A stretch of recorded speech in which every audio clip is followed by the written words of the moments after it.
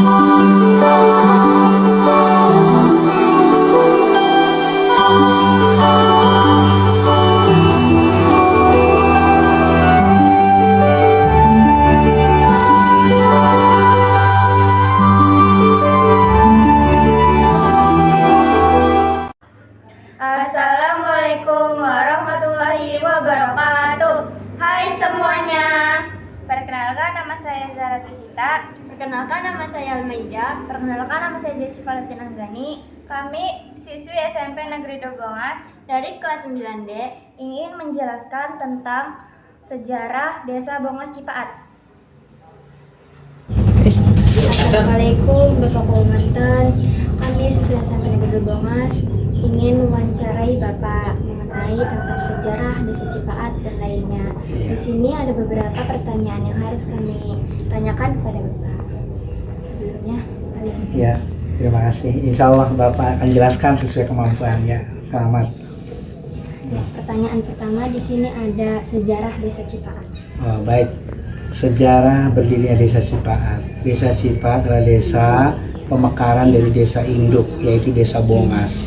Di mana Desa Bongas dulunya itu katakanlah sebuah desa yang bagian dari Kecamatan Kadangau. Tapi sehubungan Desa Bongas ingin menjadi satu kecamatan, maka satu syarat Desa Bongas yang begitu luas dimekar menjadi beberapa desa, yaitu pertama 3, Desa Bongas, Desa Sidamulya, dan Desa Margamulya.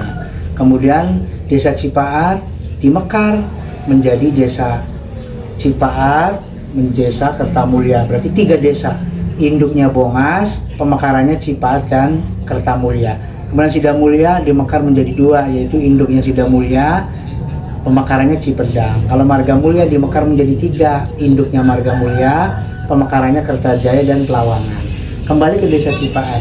Desa Cipaat, alhamdulillah, pemekaran berbarengan dengan Kertamulya saat itu ya kurang lebih tahun 1980-an. Ya, waktu itu masih pertama dijabat oleh seorang PJ, ya, yang namanya Bapak PJ Sobana. Kemudian PJ Bapak Sobana ditugaskan untuk menentukan UU definitif atau UU yang sebenarnya, bukan PJ lagi.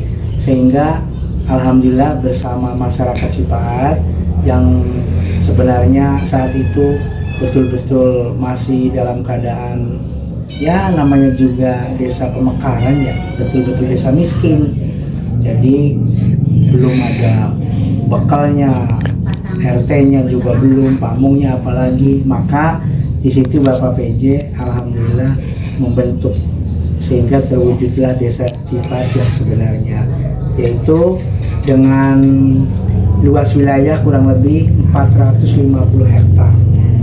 Nah, itu terdiri dari 2, satu daratan dan satu pesawahan, di mana pesawahan kurang lebih 350 hektar, sedangkan daratan kurang lebih 100 hektar, tapi terbagi dari 3 bekel, yaitu bekel Cipaat, bekel Soga, dan bekel Tulang Kaca.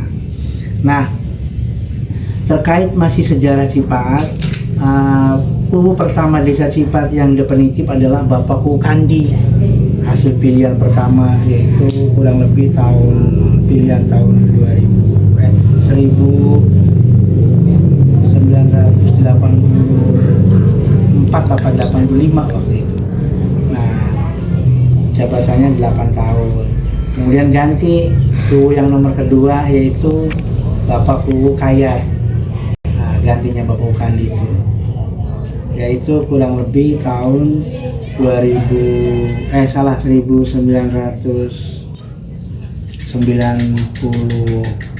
sampai 1992 sampai 2000. Nah, kemudian 2001 ganti, yaitu UU yang ketiga, yaitu saya sendiri dari awal 2002, pemilihan 2001 akhir. Nah, dilantik awal 2002 sampai 2012. Nah, kemudian yang keempat, Bapak Haji Kusnadi. Nah, kalau saya kan Pak Caskim nih, yang ketiga, yang keempatnya Pak Haji Kusnadi. Kebetulan sekarang jabatannya mau berakhir, maka akan ada pilihan lagi, yang insya Allah dilaksanakan pada tanggal 10 Desember. Ya, calonnya Bapak Haji Krisnadi dengan Bapak Wartono. Nanti kita sama-sama lihat di tanggal 10 bulan 12 tahun ini. Nah, siapa nanti yang akan menggantikan atau yang akan melanjutkan kepemimpinan itu. Nah, itu sementara sejarah Desa Cipaat. Jadi yang jelas Desa Cipaat itu adalah desa pemekaran dari Desa Bongas. Ya, termasuk juga waktu itu berbareng dengan Desa Kertamulya. Letaknya geografis itu di ujung timur Kecamatan Bongas, berbatasan dengan sebelah timur Desa Lempuyang, desa sebelah utara Desa Arjasari, Kecamatan Patrol. Kalau Lempuyang Kecamatannya Anjatan. Nah, sebelah selatan Desa Pelungu, Kecamatannya masih Anjatan. Nah, sebelah timur Desa Bongas, Kecamatannya Bongas. Nah, itu untuk sementara batas-batas wilayahnya. Kalau jumlah penduduk barangkali ingin tahu? Iya. Ya, jumlah penduduk ya saat Bapak atau saya menjabat waktu itu masih kurang lebih 7.000-an, 7.500, hak pilihnya 4.900. Tapi sekarang karena bertingkat udah bertahunan, 12 tahun ke belakang ini, hak pilih menjadi 5.525.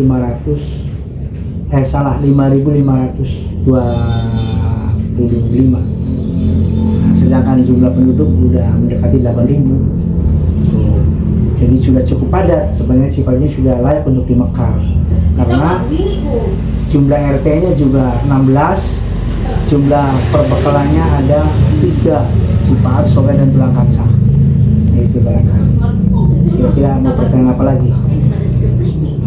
Mungkin itu saja. Ya, ada yang belum jumlah pamong? Oh, iya.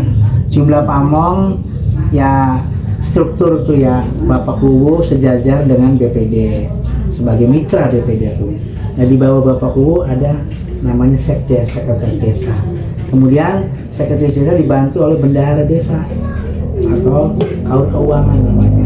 Jadi tulis Bendahara Keuangan. Kemudian di bawah lagi ada Kaur atau Kepala Urusan Pelayanan ya dulu namanya Bapak Kliwon atau itu di bidang pemerintahan. Kemudian ada lagi Kepala Urusan Keamanan, yaitu Bapak Lurah. Itu membawai juga ada hansip-hansip satgas sampai ke bawah, satgas hansip sampai ke bawah. Kemudian juga Kepala Urusan Kesejahteraan Rakyat terkait dengan perekonomian, pendidikan, agama, budaya, itu yang sekarang dikenal dengan Bapak Lebe. Jadi kurang lebih pamong itu jumlahnya ya Sekdes, Kaur Keuangan, Kaur Pemerintahan, Kaur Keamanan, Kaur Jasa Rakyat, ya 5, ditambah tadi bekal 3, berarti kurang lebih ada 8 yang pokok. Kalau sekarang undang-undang baru dengar-dengar katanya ada lagi namanya Kantor Kepala Urusan Pelayanan, makanya itu nanti menginduk kemana. Tuh, jadi jumlah pamong kurang lebih yang definitif dari bekal sampai ke Sekdes kurang lebih 8. Nah, jumlah RT 16 ditambah nanti ada jumlah Pamudin yang ngurus orang meninggal. Tuh, ada 3 sesuai bekal, tapi sehubungan di Geribi itu daerahnya agak jauh, maka di Geribi pun ada 1 utusan lagi, jadi kurang lebih ada 4. Nah, itu barangkali yang dapat Bapak jelaskan. Ada lagi pertanyaannya? Sudah. Ya. Terima kasih Bapak untuk waktunya. Ya. Terima kasih untuk ilmunya juga. Ya. Kurang lebihnya mohon maaf. Ya, sama-sama. Wassalamualaikum warahmatullahi wabarakatuh. Waalaikumsalam. Sejarah Desa Cipaat, Kabupaten Indramayu. Desa Cipaat berawal dari Blok Bongas. Cipaat adalah salah satu blok yang ada di Desa Bongas dan sudah ada sejak zaman penjajahan Belanda tahun 1890. Nama Cipaat diambil dari sebuah nama kedung atau mata air yang diberi nama Cai Pahat, yang artinya air yang bermanfaat. Air yang diperoleh dari kedung itu banyak manfaatnya. Bisa untuk memasak, mencuci, mandi, bahkan dapat dijadikan sebagai tambah atau obat oleh masyarakat. Letak gedung tersebut berada di Blok Bongas Cipaat Darat di sebelah utara, berada antara Blok Tulang Kacang dengan Blok Cipaat, yang sekarang gedung itu telah tiada, beralih fungsi menjadi sawah. Dulu gedung itu berada di sebelah barat tanah pemakaman di Blok Tulang Kacang. Penduduk Blok Bongas Cipaat sebagian besar adalah pendatang dari Desa Langut dan Brebes, Jawa Tengah. Berasal dari Langut sebab sekarang ini banyak penduduk Desa Cipaat. Bila ada adat desa ngunjung, banyak masyarakat Desa Cipaat yang mengikuti atau menghadiri bila di Desa Langut mengadakan ngunjung. Dan berasal dari Brebes sebab ibu-ibu masyarakat Desa Cipaat memanggil dirinya dengan sebutan Inyong atau Enyong. Sebutan itu adalah sebutan ibu-ibu masyarakat Brebes. Kepercayaan atau agama yang dianut oleh nenek moyang tidak sepenuhnya beragama Islam. Ada yang Hindu, Buddha. Agama Islam berkembang di Blok Bongas Cipaat mulai dari tahun 1945 setelah Indonesia merdeka. Menurut data monografi di kantor desa pada tahun 2013, wilayah Desa Cipaat ini mempunyai luas wilayah 767 hektar. Wilayah ini mempunyai batas-batas sebagai berikut. Sebelah utara berbatasan dengan Desa Arjasari, Kecamatan Patrol. Sebelah selatan berbatasan dengan Desa Kedungwungu, Kecamatan Anjatan. Sebelah barat berbatasan dengan Desa Lempuyang, Kecamatan Anjatan.